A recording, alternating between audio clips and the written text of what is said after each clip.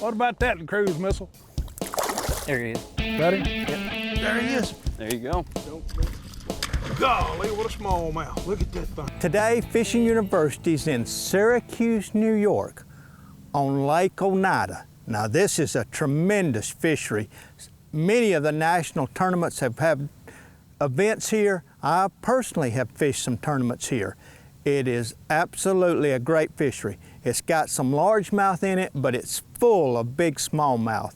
Our special guests today are some Spro pros. Now, I've got John Cruz, who helped design the baits that we're going to use, the Fat John and the Little John, and I've got John Sejack. Now, John is a New York resident. He's fished here on the lake. He's a Spro pro staffer, and I promise you, it's a little guys against Davy and Goliath. We got John Cruz and Charlie, and me and John's going to try to take them down. Stay tuned and see how we catch them here on Lake Oneida.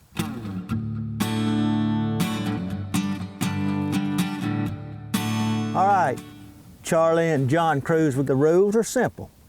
5 biggest fish will win the Spro Corporate Cup Championship. The only exception today is we've got to use all Little John crankbaits. Now, John, you can tell us maybe a few more about the specifics of what we're doing. Yeah, Ray, we've got the whole water column covered with the Little Johns and Fat Johns. We've got the baby Fat John that runs about 1 foot or so deep, all the way down to the Little John DD. That thing gets, all the way down to about 20 feet. So we got the whole water column covered with the Little Johns and Fat Johns now. I've seen you and Charlie longlining. Good, none of that stuff now. All right, when you catch a fish, weigh it, record the weight, and release him immediately. Good luck to you. We'll see you this afternoon. Yeah, good luck to y'all. That'll work. We'll see you at halftime.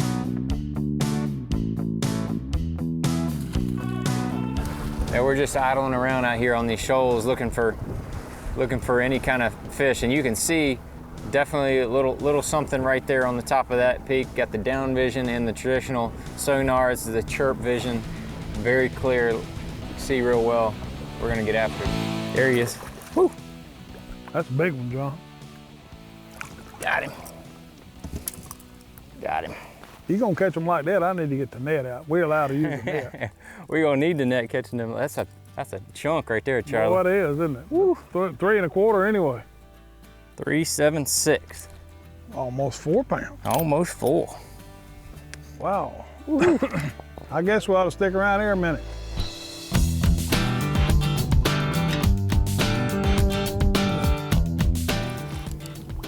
Man alive. Whoa, put on a show. Yes, sir. There you go. Good job out here. Now watch him. Don't let him get you. I think he's got all those hooks accounted for. Good job. Look at that guy. 275, we're gonna call it. Awesome. Now, what kind of grass is that, John? That's cabbage, I believe. Cabbage. That's what I call it. Really? You put blue cheese dressing on that, can you eat it? No, more ranch. John, in the series of Spro baits you've built, what number is this? And I know you first started out with the Little John first. That was the first bait, Yep. right? We did the original Little John, the Little John MD, then we did the Little John DD, and then we did the baby DD. Was the Which is what we're throwing right now. Right. Big enough? Bigger than the one we don't have. Yeah.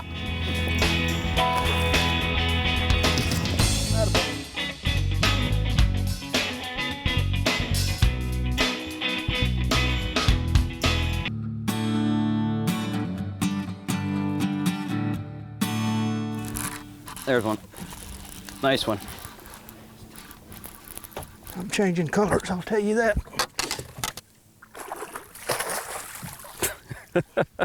That'll work. 385, mark it. Good job, partner. That'll work.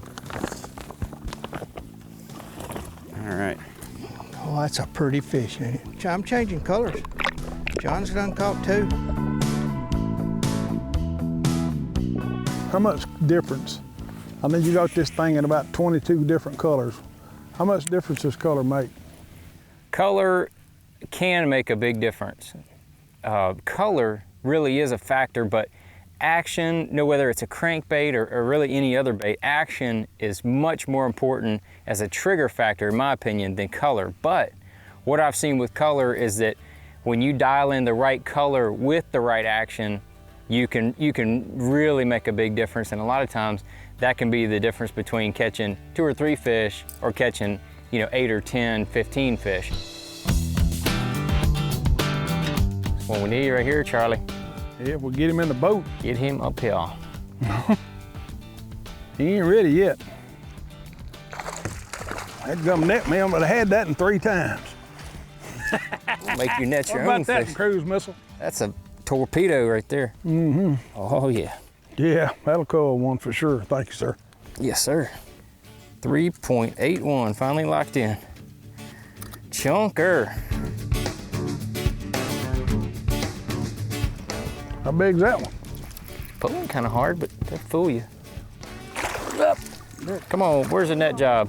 I don't know. Where's my net job, Charlie? I believe he will, Mike 299. He might. His job. He's built well. Uh-huh. He is built well. Oh, 2.93, not quite. Oh, come on, we need him. Oh, he swallowed that bait. He is not going anywhere. Wow. Good job. 383. I bet you that's right. 385. John, you just made the statement that Oneida's been good to us, and we're getting, we hadn't caught any little fish. Oh yeah. And that is a testament to the lake, but I think it's because of the bait we're using. Yeah, I agree. I agree. It's not necessarily what most people would be throwing, and we probably could catch a lot more fish doing something different. Yep. But when you get one here, he's grown. That's right. That's right. Yeah, it's a really neat situation with the grass just being up probably about 3 feet from the surface. Right. And that bait just fits that spot just perfect.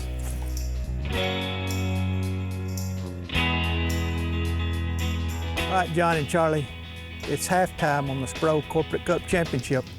Show us what you got. That's what we're starting with. That's what we got at halftime here. I didn't give John much help this morning. I lost a good one, but it's kind of one of them deals. Hopefully this afternoon. I think we started to figure it out, though. We'll see this afternoon what I think happens. you figured it out, color-wise. I think that color makes a lot of difference. It was unbelievable. I guess that's why you make so many That's colors. a good fish. What you got? Oh, Oh, y'all got some they good got us. They caught some decent fish. Sure We're going to have to did. get after it this afternoon. Might have caught that one twice. We're not really sure, but he made a really like that bait. If you caught him, released him, and caught him again, we'll let you count that. deserve it. You deserve that. That's for sure. All right, good luck to y'all. We'll All see you right, this man. Yeah, go get him.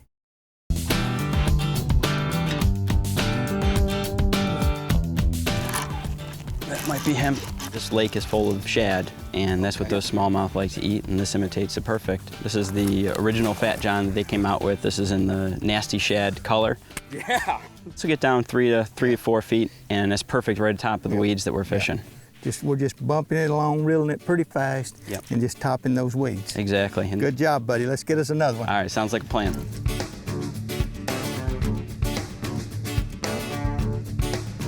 If you're good at biology, or if math may be your deal, science, that's telling you something, because you've got a personal desire to pursue that. And so concentrate more on what you're good at instead of what you're not. If you enjoy doing it, you are going to be willing to put forth the effort and the determination in order to be successful. And it doesn't matter what field you're in, that holds true time after time after time. Volunteering, if you have professional organizations, things along those lines where you get to know people in your profession. And if they get to know you and they work with you and like you, the next time that job opens up or profession comes along, that opportunity, they already know you, and that's a huge, huge step. So. But the fishing world's competitive, from boating to lures, and technology is always changing, and one company is hotter than the next company. So what are you guys' thoughts on switching sponsors maybe, or gaining new ones, or dropping sponsors? What would you do as a professional bass fisherman? For me, I have to believe in the products that I'm using and promoting in order to make it a career. I mean, literally, nobody is out there just giving you money for the fun of it. And so you've got a return on their dollar. That's what the whole world is looking for today. And so sometimes the requests are just maybe far more than what we want to do or that we're capable of doing, or the demands, or certainly if you don't believe in the product and wholeheartedly, you can't sell it. When you guys get to a lake for a tournament with good smallmouth and largemouth potential, how do you decide which bite to focus on? Because of the internet today, you can tell pretty much what wins tournaments in every lake. So you look and you know, you can see that. If you go to Lake Champlain at the right time of the year, you better be fishing for largemouth, because if you go to Ticonderoga this time of year, chances are you're going to get beat if you fish for smallmouth. So you just kind of do it that way is the easiest way to do it, you know. And I was just wondering, where are women in the sport? There's like 40 of you guys in this room and only 3 women. Do women have a chance of making it as high as you guys? It's like asking Danica Patrick if she can drive a race car. Same scenario. I mean, you know, y'all have got a lot better opportunities to sell things than we do. From a marketing standpoint, you're way ahead of us before we ever start. In fishing, the fish can't tell if you're a man or woman, or if you're what color you are, or how tall you are, or if you've got all your arms. They can't tell any of that. As long as you put that lure where that fish is and you work it in a manner that makes him want to bite it, you can be successful, period. Stay tuned to Fishing University and see SUNY ESF on the Outdoor Channel. Go Mighty Oaks! You know, the Spro crankbaits that we focused mainly on today were the Fat John and the Baby DD. That Little John Baby DD is a bait that when it's on, man, it is really good. And that's what Charlie and I were just blasting them on today. That bait runs about 12 to 14 feet. It kind of depends on your line size and your cast length, but that's about how far that bait goes. It has a real hard side-to-side Xing action, so it comes through that deep vegetation very well, like we were fishing out here on Oneida Lake. And the Fat John is just a standby for me. I love fishing that bait. They were fishing that bait in like 8 to 10 feet of water. Over a lot of this cabbage and other vegetation that's in the lake, those fish were coming up and getting that bait. They caught some really quality fish, and they were catching all their fish on that Fat John. Like I said, that is a standby for me, and it catches a ton of fish that when that bait is not hitting cover, because it has such a wild, hunting, lively looking action. It comes through the water, man, it just looks really erratic, draws a lot of strikes, not hitting cover. Big deal out here on the smallmouth today.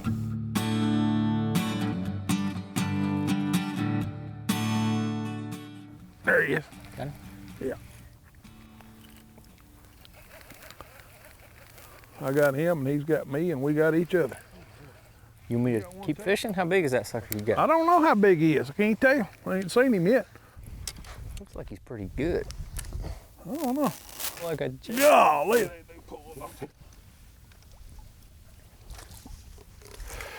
That right there, a cool one. Got him. I love it. Him. That's a stout fish right there, Charlie. 3.74. Oh, yeah. John, it's amazing how that color seems to have made a difference. You know, you were fishing this color when you caught them earlier, and when I switched to it, then I started catching them out. It's amazing to me. How did you know to do that? I like that color experience. I have caught a lot of smallmouth on that color. That is that clear chartreuse is a real good clear water smallmouth crankbait, and it seems to be the deal today, Charlie. Boy, it does.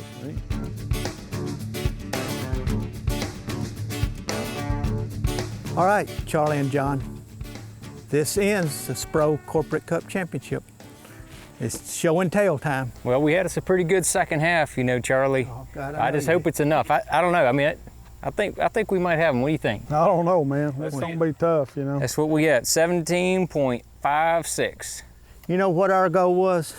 What? What's that? We made a goal that if we could stay within 5 pounds of y'all two, that we had accomplished something. Mm-hmm. And, you know, an elite pro and then a distinguished. Let's see what you got. 17.333. Wow. Yeah, that's a good bunch of fish now for Oneida. I tell you, Oneida Lake is full of 3 to 4 pound smallmouth, evident of what John, we had.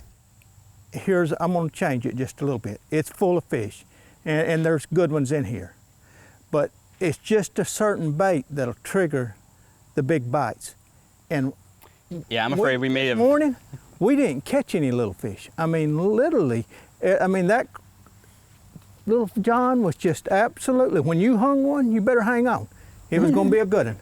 Yeah, I think cranking is consistent. I mean, it was an all-day deal, and it took us a few hours this morning to kind of get it figured out. But once we did, we got the color dialed in, we got the bait dialed in, and we kind of got the areas dialed in. And Good job. All right, good ones. Charlie and John, He caught 3 before I ever had a bite. Corporate Cup champions. Good job. Boy, that's neat, isn't it? Yes, That sir. looks good. High five That'll right go here. right there with all your bass plaques, right? We It will. accomplished our goal, didn't we? Well, John, we've got a new thing we're going to do this year. You're going to be the O'Reilly's recipient of the O'Reilly's Consolation Prize. Bottle of Stay Bill, I know you got a boat, Oh yeah. and that'll really help keep it through the winter and keep the ethanol